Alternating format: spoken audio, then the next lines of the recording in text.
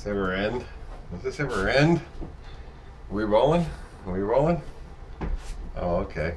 God, I don't know about this. I think I'm better off in the the toy store. But whatever. Okay, we got us executive summary to volume 1. Russian social media campaign. Stop. You're not scrolling. Your video's not scrolling. It's not scrolling. Well, I know it's not scrolling. Oh. Watch. I have an assistant that takes care of those things for me. Hey! Scroll the video, okay?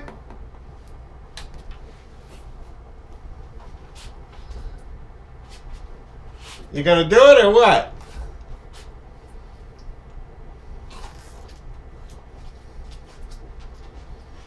There. See? All better now. Good help is so hard to find.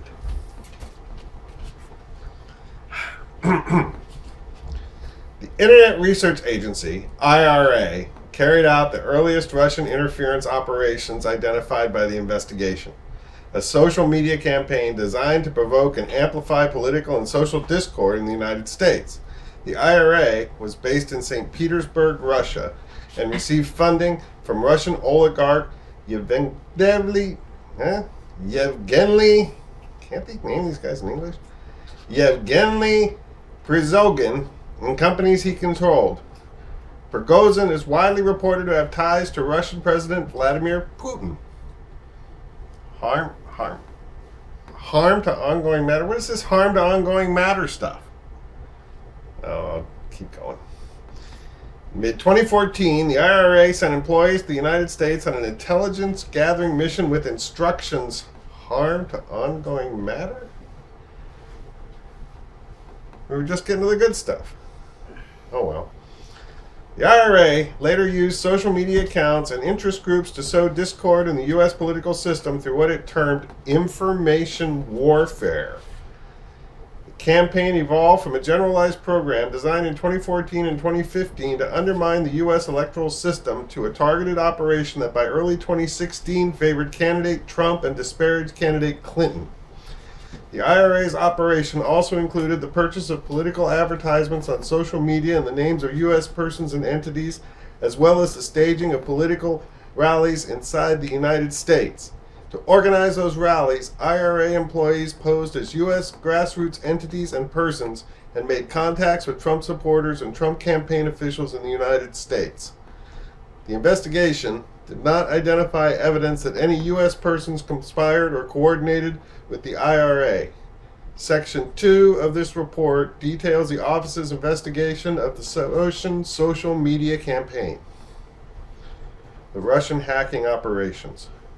At the same time that the IRA operation began to focus on supporting candidate Trump in early 2016, the Russian government employed a second form of interference: cyber intrusions, hacking, and releases of hacked materials damaging to the Clinton campaign. The Russian intelligence service, known as the Main Intelligence Directorate of the General Staff of the Russian Army, GRU, carried out these operations. Wow. In March 2016, the GRU began hacking the email accounts of Clinton campaign volunteers and employees, including the campaign chairman, John Podesta. In April 2016, the GRU hacked into the computer networks of the Democratic Congressional Campaign Committees and the Democratic National Committee. The GRU stole hundreds of thousands of documents from the compromised email accounts and networks. Around the time that the DNC announced in mid-June 2016 that the Russian government's role in hacking its network, the GRU began disseminating stolen materials through the fictitious online personas DC Leaks and Guccifer 2.0. GRU later released additional materials through the organization WikiLeaks. Wow. That's some stuff. The presidential campaign of Donald J. Trump, Trump campaign, or campaign as it was known, showed interest in WikiLeaks' releases of documents and welcomed their potential to damage candidate Clinton. Beginning in June 2016, harm to ongoing matter? Forecast to senior campaign officials that WikiLeaks would release information damaging to candidate Clinton. WikiLeaks' first release came in July 2016. Around the same time, candidate Trump announced he hoped Russia would recover emails described as missing from a private server used by Clinton when she was Secretary of State. He later said that he was speaking sarcastically. Harm to ongoing matter. Harmful sarcasm? WikiLeaks began releasing Podesta's stolen emails on October 7, 2016, less than 1 hour after a U.S. media outlet released video considered damaging to candidate Trump. You know what that was. Section 3 of this report details the office's investigation into the Russian hacking operations, as well as other efforts by the Trump campaign supporters to obtain Clinton-related emails. Russian contacts with the campaign. The social media campaign and the GRU hacking operation coincided with a series of contacts between Trump campaign officials and individuals with ties to the Russian government. The office investigated whether those contacts reflected or resulted in the campaign conspiring or coordinating with Russia in its electoral interference activities. Although the investigation worked to secure that outcome, I made a mistake. Although the investigation established that the Russian government perceived it would benefit from a Trump presidency and worked to secure that outcome, yeah, that sounds right, and that the campaign expected it would benefit electorally from information stolen and released through the Russian efforts, the investigation did not establish that members of the Trump campaign conspired or coordinated with the Russian government in its election interference activities. The Russian contacts consisted of business connections, offers of assistance to the campaign, invitations for candidate Trump and Putin to meet in person, invitations for campaign officials and representatives of the Russian government to meet, and policy positions seeking improved U.S.-Russia relations. Section 4 of this report details the contacts between Russia and the Trump campaign during the campaign and transition periods, the most salient of which are summarized below in chronological order. 2015. Some of the earliest contacts were made in connection with the Trump Organization real estate project in Russia known as Trump Tower Moscow. Candidate Trump signed a letter of intent for Trump Tower Moscow by November 2015, and in 2016, January, Trump Organization executive Michael Cohen emailed and spoke about the project with the Office of Russian Government Press Secretary Dmitry Peskov. The Trump Organization pursued the project through at least June 2016, including by considering travel to Russia by Cohen and candidate Trump. Spring 2016. Campaign Foreign Policy Advisor George Papadopoulos made early contact with Joseph Misfit, a London-based professor who had connections to Russia and traveled to Moscow in April 2016. Immediately upon his return to London from that trip, Misfit told Papadopoulos that the Russian government had dirt on Hillary Clinton in the form of thousands of emails. 1 week later, in the first week of May 2016, Papadopoulos suggested to a representative of a foreign government that the Trump campaign had received indications from the Russian government that it could assist the campaign through the anonymous release of information damaging to candidate Clinton. Throughout that period of time and for several months thereafter, Papadopoulos worked with Mifsud and 2 Russian nationals to arrange a meeting between the campaign and the Russian government. No meeting took place. Summer 2016. Russian outreach to the Trump campaign continued into the summer of 2016 as candidate Trump was becoming the presumptive Republican nominee for president. On June 9, 2016, for example, a Russian lawyer met with senior Trump campaign officials Donald Trump Jr., Jared Kushner, and campaign chairman Paul Manafort to deliver what the email proposing that the meeting had described as official documents and information that would incriminate Hillary. The materials were offered to Trump Jr. as part of Russia and its government's support for Mr. Trump. The written communications setting up the meeting showed that the campaign anticipated receiving information from Russia that could assist candidate Trump's electoral prospects, but the Russian lawyer's presentation did not provide such information. Days after the June 9th meeting on June 14, 2016, a cybersecurity firm and the DNC announced that the Russian government hackers had infiltrated the DNC and obtained access to opposition research on candidate Trump, among other documents.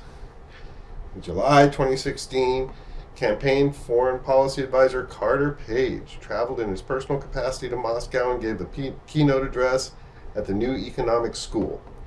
Page had lived and worked in Russia between 2003 and 2007.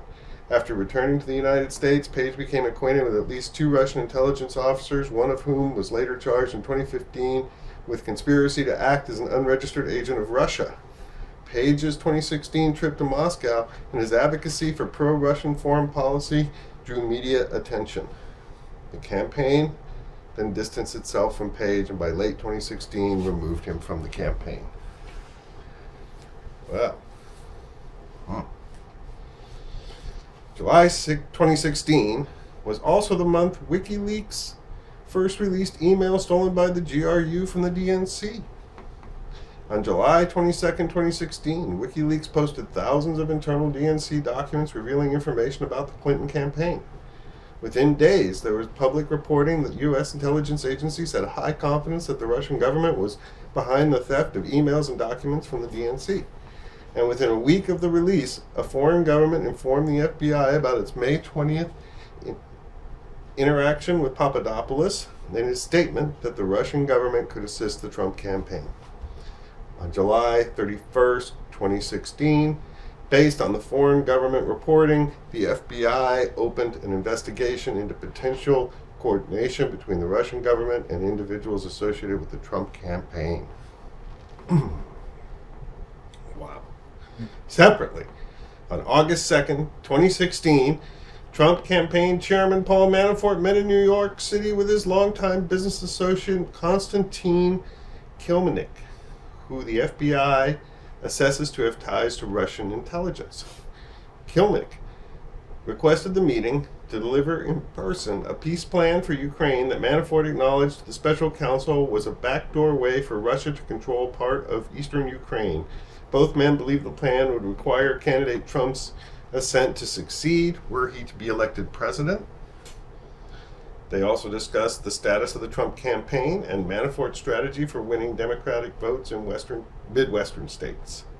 Months before that meeting, Manafort had caused internal polling data to be shared with Kilimnik, and the sharing continued for some period of time after the August meeting. Fall 2016. On October 7th, 2016, the media released a video of candidate Trump speaking in graphic terms about women years earlier, which was considered damaging to his candidacy. Less than an hour later, WikiLeaks made its second release. Thousands of John Podesta's emails that had been stolen by the GRU in late March 2016. The FBI and other U.S. government institutions were at the time continuing their investigation of suspected Russian government efforts to interfere in the presidential election. That same day, October 7th, the Department of Homeland Security and the Office of Director of National Intelligence issued a joint public statement that the Russian government directed the recent compromises of emails from U.S. persons and institutions, including from U.S. political organizations. Those thefts and disclosures of the hacked materials through online platforms such as WikiLeaks, the statement confirmed, are intended to interfere with the U.S. election process. Post-2016 election. Immediately after the November 8th election, Russian government officials and prominent Russian businessmen began trying to make inroads into the new administration. The most senior levels of the Russian government encouraged these efforts. The Russian embassy made contact hours after the election to congratulate the president-elect and arrange a call with President Putin. Several Russian businessmen picked up the effort from there. Kirill Dmitriev, chief executive officer of Russian Sovereign Wealth Fund, was among the Russians who tried to make contact with the incoming administration. In early December, a business associate steered Dmitriev to Eric Prince, a supporter of the Trump campaign and an associate of senior Trump advisor Steve Bannon. Dmitriev and Prince later met face-to-face in January 2017 in the Seychelles and discussed U.S.-Russia relations. During the same period, another business associate introduced Dmitriev to a friend of Jared Kushner, who had not served on the campaign or transition team. Dmitriev and Kushner's friend collaborated on a short written reconciliation plan for the United States and Russia, which Dmitriev implied had been cleared through Putin. The friend gave that proposal to Kushner before the inauguration, and Kushner later gave copies to Bannon and incoming Secretary of State Rex Tillerson. On December 29, 2016, then President Obama imposed sanctions on Russia for having interfered in the election. Incoming National Security Advisor Michael Flynn called Russian Ambassador Sergei Kislyak and asked Russia not to escalate the situation in response to the sanctions. The following day, Putin announced that Russia would not take retaliatory measures in response to the sanctions at that time. Hours later, President-elect Trump tweeted, "Great move on delay by V. Putin." The next day, on December 31st, 2016, Kislyak called Flynn and told him the request had been received at the highest levels and that Russia had chosen not to retaliate as a result of Flynn's request. On January 6, 2017, members of the intelligence community briefed President-elect Trump on a joint assessment drafted and coordinated among the Central Intelligence Agency, FBI, and National Security Agency that concluded with high confidence that the Russians had intervened in the election through a variety of means to assist Trump's candidacy and harm Clinton's. A declassified version of the assessment was publicly released that same day. Between mid-January 2017 and early February 2017, these congressional committees, the House Permanent Select Committee on Intelligence, the Senate Select Committee on Intelligence, and the Senate Judiciary Committee, announced that they would conduct inquiries or had already been conducting inquiries into the Russian interference in the election. Then FBI Director James Comey later confirmed to Congress the existence of FBI's investigation into the Russian interference that had begun before the election. On March 20th, 2017, in an open session testimony before HPSCI, Comey stated, "I have been authorized by the Department of Justice to confirm that the FBI, as part of our counterintelligence mission, is investigating the Russian government's efforts to interfere in the 2016 presidential election, and that includes investigating the nature of any links between individuals associated with the Trump campaign and the Russian government, and whether there was any coordination between the campaign and Russia's efforts. As with any counterintelligence investigation, this will also include an assessment of whether any crimes were committed." The investigation continued under then Director Comey for the next 7 weeks until May 9, 2017, when President Trump fired Comey as FBI Director, an action which is analyzed in Volume 2 of the report. On May 17, 2017, Acting Attorney General Rod Rosenstein appointed the special counsel and authorized him to conduct the investigation that Comey had confirmed in his congressional testimony, as well as matters arising directly from the investigation and any other matters within the scope of 28 CFR Section 604, subsection A, which generally covers efforts to interfere with or obstruct the investigation. President Trump reacted negatively to the special counsel's appointment. He told advisors that it was the end of his presidency, sought to have Attorney General Jeff Sessions unrecused from the Russia investigation, and to have special counsel removed, and engaged in efforts to curtail the special counsel's investigation and prevent the disclosure of evidence to it. including through public and private contacts with potential witnesses. These and related actions are described and analyzed in Volume 2 of the report. The Special Counsel's charging decisions. In reaching the charging decisions described in Volume 1 of this report, the office determined whether the conduct it found amounted to a violation of federal criminal law chargeable under the principles of federal prosecution. See Justice Manual, Section 927, at SEG 2018. The standard set forth in the Justice Manual is whether the conduct constitutes crime. If so, whether admissible evidence would probably be sufficient to obtain and sustain a conviction. So we're talking crime.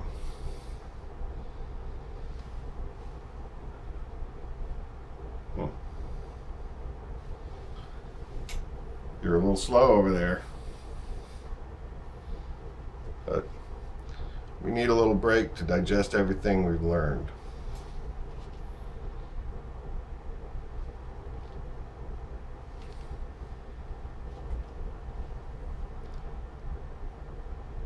And, wow. Let's just take it from if so, whether admissible evidence would probably be sufficient to obtain and sustain a conviction, and whether prosecution would serve a substantial federal interest that could not be adequately served by prosecution elsewhere or through non-criminal alternatives. Section 5 of the report provides detailed explanations of the office's charging decisions, which contain three main components. First, the office determined that Russia's two principal interference operations in the 2016 U.S. presidential election, the social media campaign and the hacking and dumping operations, violated U.S. criminal law. Many of the individuals and entities involved in the social media campaign have been charged with participating in a conspiracy to defraud the United States by undermining through deceptive acts the work of federal agencies charged with regulating foreign influences in U.S. elections, as well as related counts of identity theft. See United States versus Internet Research Agency, blah, blah, blah. Separately, Russian intelligence officers who carried out hacking into the Democratic Party computers and personal email accounts of individuals affiliated with the Clinton campaign conspired to violate, among other federal laws, the federal intrusion statute, and they have so been charged. So United States versus Nettie Psycho. But he's harming, he's ongoing matter. But there's also personal privacy here, so we want to keep it private. Second, while the investigation identified numerous links between the individuals with ties to the Russian government and individuals associated with the Trump campaign, the evidence was not sufficient to support criminal charges. Among other things, the evidence was not sufficient to charge any campaign official as an unregistered agent of the Russian government or other Russian principal. And our evidence about the June 9, 2016 meeting and WikiLeaks releases of hacked materials was not sufficient to charge a criminal campaign finance violation. Further, the evidence was not sufficient to charge that any member of the Trump campaign conspired with representatives of the Russian government to interfere in the 2016 election. Third, the investigation established that several individuals affiliated with the Trump campaign lied to the office and to Congress about their interaction with Russian-affiliated individuals in related matters. These lies materially impaired the investigation of Russian election interference.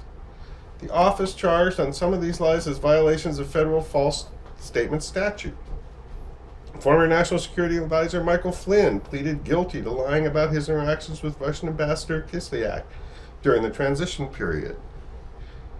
George Papadopoulos, a foreign policy advisor during the campaign period, pleaded guilty to lying to investigations about, inter alia, the nature and timing of his interaction with Joseph Misfit, the professor who told Papadopoulos that the Russians had dirt on candidate Clinton in the form of thousands of emails. Former Trump Organization attorney Michael Cohen pleaded guilty to making false statements to Congress about the Trump Moscow project, with some harm to ongoing matter. Always when we get to the good stuff, we get the harm to ongoing matter. And in February 2019, that's February 2019, the U.S. District Court for the District of Columbia found that we need that harm to ongoing matter to be printed so we don't run out of stuff to read. But in February 2019, the U.S. District Court for the District of Columbia found that Manafort lied to the office and the grand jury concerning his interactions and communications with Konstantin Kilimnik about the Trump campaign polling data and a peace plan for the Ukraine. A lot of lying going on here. The office investigated several other events that have been publicly reported to involve potential Russia-related contacts. For example, the investigation established that interaction between Russian Ambassador Kislyak and Trump campaign officials, both at the candidate's April 2016 foreign policy speech in Washington, D.C., and during the week of the Republican National Convention, were brief, public, and non-substantive. And the investigation did not establish that one campaign official's efforts to dilute a portion of the Republican Party platform on providing assistance to the Ukraine were undertaken at the behest of candidate Trump or Russia. The investigation also did not establish that the meeting between Kislyak and Sessions in September 2016 at Sessions' Senate office included any more than a passing mention of the presidential campaign. The investigation did not always yield admissible information or testimony, or a complete picture of the activities undertaken by the subjects of the investigation. Some individuals invoked their Fifth Amendment right against compelled self-incrimination and were not, in the office's judgment, appropriate candidates for grants of immunity. The office limited its pursuit of other witnesses and information, such as information known to attorneys or individuals claiming to be members of the media, in light of the internal Department of Justice policies. Some of the information attained via court process, moreover, was presumably covered by legal privileges and was screened from investigation by a filter or taint team. Even when individuals testified or agreed to be interviewed, they sometimes provided information that was false or incomplete, leading to some of the false statement charges described above. And the office faced practical limits on its ability to access relevant evidence as well. Numerous witnesses and subjects lived abroad, and documents were held outside the United States.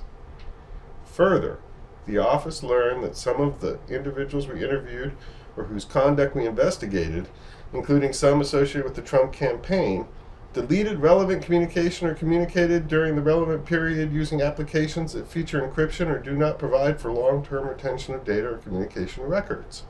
In such cases, the office was not able to corroborate witness statements through comparison and contemporaneous communications or fully question witnesses about statements that appeared inconsistent with known facts.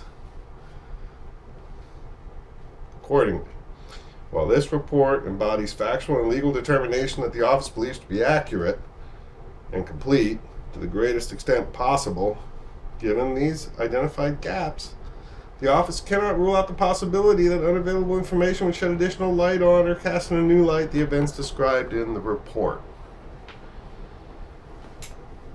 So, they don't know what they don't know. Whatever it is, it probably changes things. I think we might be done with this one. I'm going to ask my assistant. Hang on just a second here. We're going to check. Is it done?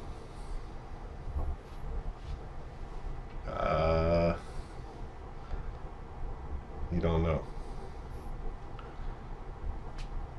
Keep it running. Keep it running just in case we got some more on this section.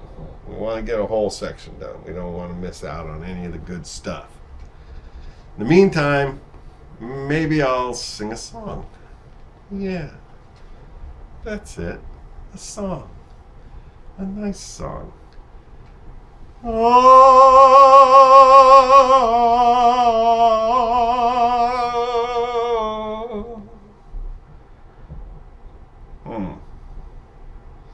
think we're done.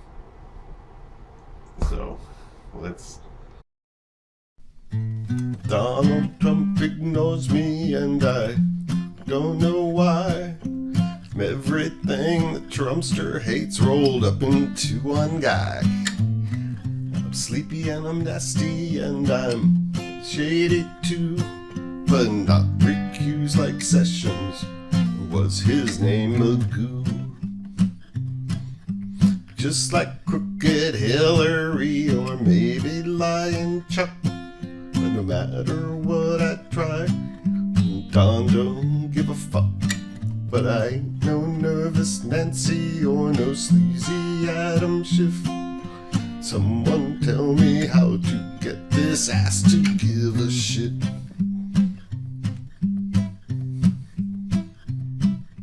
I'm all for higher taxes and I'm all for higher crime. Think cheating Obama did the job just mighty fine. I like crazy Bernie, I like Pocahontas too. Just like Dickie Durbin, I ain't your mama's fool.